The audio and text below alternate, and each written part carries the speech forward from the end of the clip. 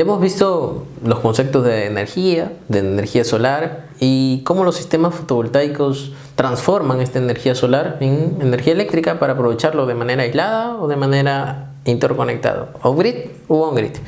Ahora veamos un poco más a detalle el concepto y el fundamento clave de los sistemas fotovoltaicos, el efecto fotovoltaico. El efecto fotovoltaico fue descubierto por Edmond Berger en 1839.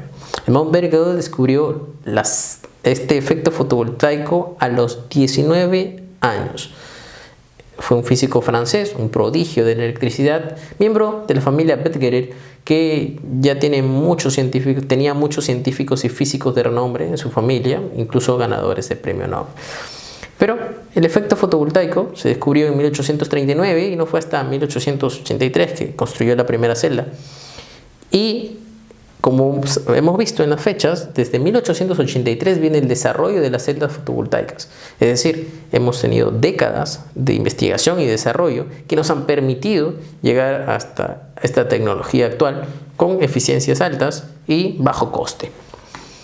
Pero, ¿cuál es el fundamento de un sistema fotovoltaico? El dispositivo clave del sistema fotovoltaico son las celdas fotovoltaicas. Una celda fotovoltaica es un dispositivo compuesto por materiales semiconductores. ¿Qué es un material semiconductor? Recordemos, un material semiconductor es, como su propio nombre lo dice, un material que está entre un conductor y un aislante, es decir, es un semiconductor, un medio conductor. De acuerdo a las condiciones externas, como temperatura, un semiconductor se puede comportar como un conductor, es decir, conducir electricidad fácilmente, o como un aislante, es decir, presentará bastante resistencia a la electricidad. Entonces, esto es un material semiconductor y es muy importante entender porque es el fundamento no solo de la celda fotovoltaica, sino de la mayoría de equipos electrónicos en la actualidad.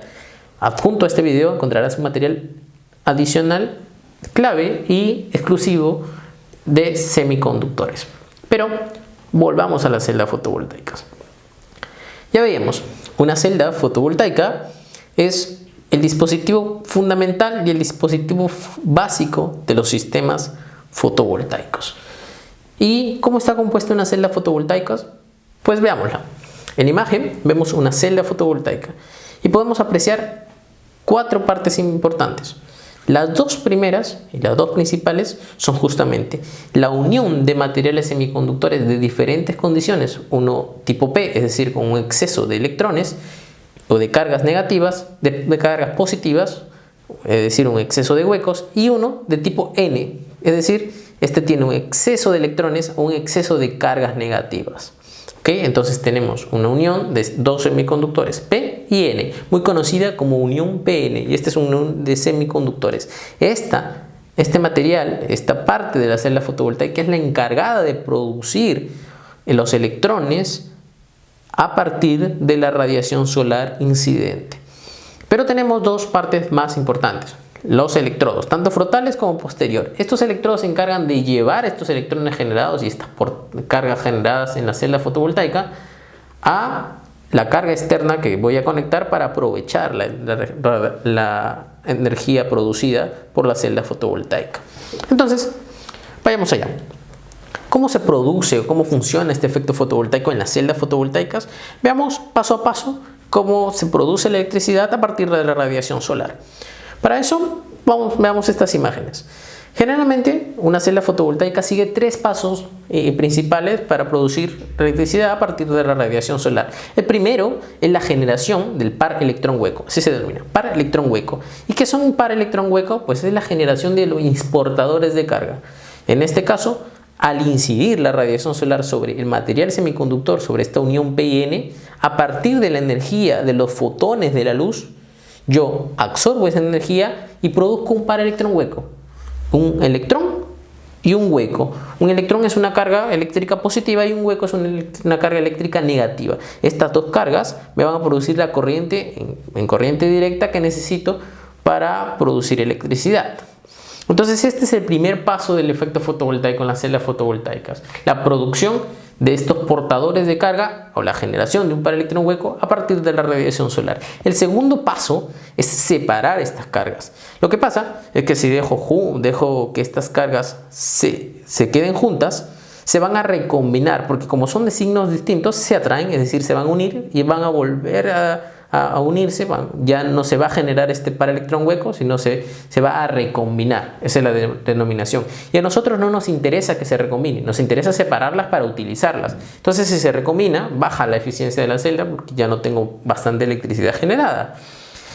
Entonces, aún en las celdas fotovoltaicas es importante separar estos pares electrón hueco, estas cargas, para poderlas utilizar. Es por eso que tienen ciertas condiciones que permiten la separación automática y efectiva de las cargas eléctricas. Ese es el segundo paso. Finalmente, al ya tenerlas separadas, generadas, separadas, pero ahora necesito utilizarlas y para ello necesito recolectarlas, es decir, llevarlas desde donde se generaron y se separaron hasta la carga en donde la voy a utilizar, hasta mi carga, que puede ser un equipo, un electrodoméstico o cualquier carga.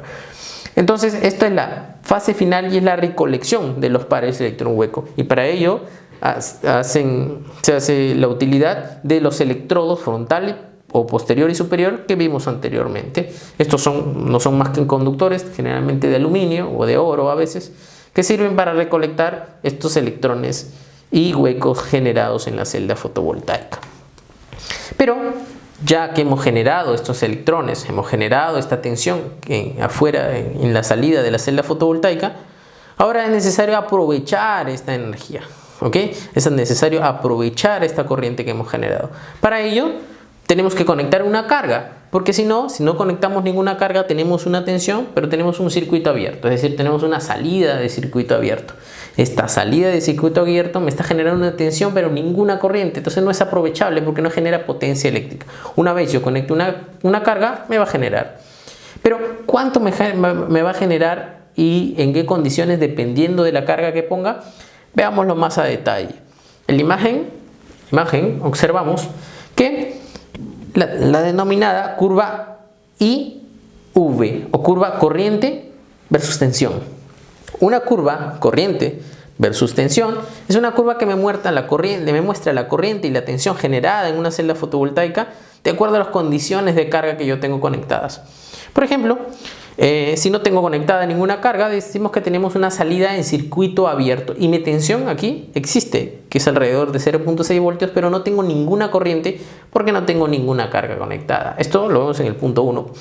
Mientras que en el punto 2 las condiciones son de cortocircuito, es decir, tengo una carga conectada que tiene una resistencia prácticamente nula. Aquí la corriente es la más alta posible, alrededor de 10 amperes. Pero como está en cortocircuito, la tensión en ambos lados es lo mismo, por lo tanto la tensión es nula y no estoy generando potencia eléctrica. Entonces, en el punto 1 y en el punto 2 no estoy generando potencia eléctrica. Pero si pongo una carga de cualquier otra resistencia, una resistencia ya finita, entonces voy a generar distintos valores de tensión y de corriente dependiendo de la carga que tenga conectada, como lo vemos en estos puntos mostrados en el gráfico. Más adelante vamos a hablar a detalle sobre esta curva de corriente versus tensión, pero es importante tener en cuenta los valores típicos para una celda fotovoltaica. Entonces, cuando tenemos una salida en cortocircuito, el valor de la corriente es más alto, alrededor de 10 amperes, mientras que la tensión es nula, 0. Por otro lado, si tenemos un circuito abierto, la tensión es la máxima de una celda o la típica, que es 0.6 voltios para una celda, y la corriente es nula, es decir, 0. Hasta ahora hemos visto toda esta tecnología y el funcionamiento de las celdas fotovoltaicas, pero son celdas fotovoltaicas de silicio, es decir, el material semiconductor del que estábamos hablando es silicio, y silicio generalmente monocristalino. Pero existen otras tecnologías actuales y de hecho cada día salen nuevas tecnologías en la investigación y en el desarrollo. ¿Qué tecnologías? Vamos a dar un rápido repaso. Existen tecnologías como las famosas celdas fotovoltaicas de capa delgada. Son celdas fotovoltaicas que permiten hacer módulos muy delgados. Generalmente son de un material denominado silicio amorfo. Es decir, es silicio también, pero no monocristalino y no con un grado de cristalización, sino se le denomina amorfo y permite crear estas celdas, como las vemos allí, de capa delgada. Pero las nuevas tendencias se van más a las celdas solares orgánicas. Las celdas solares orgánicas se caracterizan por tener un material semiconductor orgánico en vez de silicio, es decir, tiene un material semiconductor que utiliza carbono. ¿Ok? Entonces, dentro de estas celdas solares orgánicas tenemos tres principalmente. Las celdas sensibilizadas con colorante, que fueron descubiertas, bueno, inventadas, mejor dicho, por Michael Gratzen, y las celdas orgánicas, por ejemplo, que utilizan un material orgánico también, y las famosas y la tendencia actual, que son las perovskitas. Las perovskitas son, al parecer, las celdas solares fotovoltaicas del futuro. ¿Por qué? Porque permiten alcanzar altísimas eficiencias, muchas mayores a las actuales, y son muy baratas de producir. El problema es que no se logra la estabilidad adecuada hasta ahora. Pero las celdas solares de perovskita son también compuestas por un material semiconductor orgánico, pero a diferencia de los otros, tienen este material semiconductor está en una estructura molecular denominada perovskita, que permite altas eficiencias a bajo costo. Todas estas aún siguen en investigación y desarrollo, pero el silicio monocristalino es el dueño del mercado comercial actual y lo será por muchos años más. Por eso este curso se basa exclusivamente en sistemas fotovoltaicos de celdas fotovoltaicas de silicio mono o policristalino. Hasta ahora hemos terminado la unidad 1 y hemos visto los conceptos de energía, tipos de energía, recursos energéticos, en especial la energía solar, y cómo aprovechar la energía solar para obtener electricidad utilizando sistemas fotovoltaicos. Hemos visto también sus componentes principales y nos hemos introducido en el fenómeno fundamental para el funcionamiento de los sistemas fotovoltaicos, el efecto fotovoltaico. Además, revisamos brevemente las tecnologías en celdas fotovoltaicas existentes actualmente. En la unidad 2 nos basaremos en estos fundamentos y conceptos claves para el diseño de sistemas fotovoltaicos, pero veremos más a detalle dimensionamiento de sistemas fotovoltaicos para que logres dimensionar tu propio sistema. Nos vemos allí.